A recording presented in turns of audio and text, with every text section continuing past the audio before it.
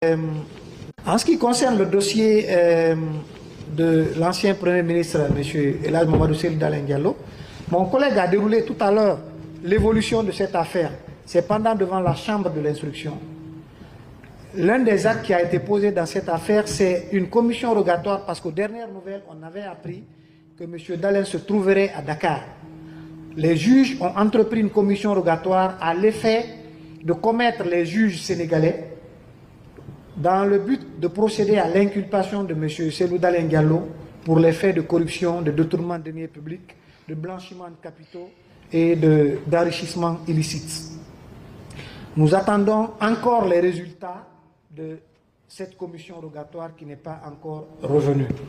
De l'autre côté, plusieurs convocations ont été émises à l'adresse de M. Mamadou Cellou Dalein Diallo, mais qui n'a pas comparu. On ne sait pas pourquoi, parce que son domicile a été identifié. Les convocations par voie d'huissier ont été acheminées à ce niveau. Nous attendons toujours la réponse, mais toujours est-il que les juges ont beaucoup de voix lorsqu'un individu ne répond pas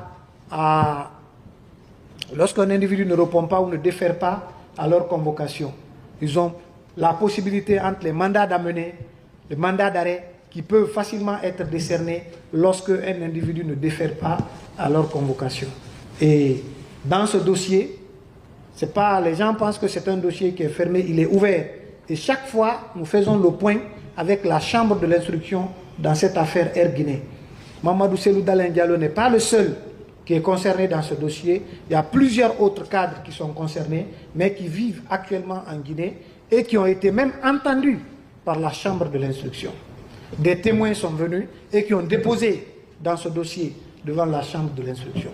Toujours est-il que si les inculpés qui restent ne comparaissent pas, ce n'est pas exclu qu'un mandat d'arrêt soit décerné contre toute personne qui ne répondrait pas ou qui ne déférerait pas aux convocations de la chambre de l'instruction.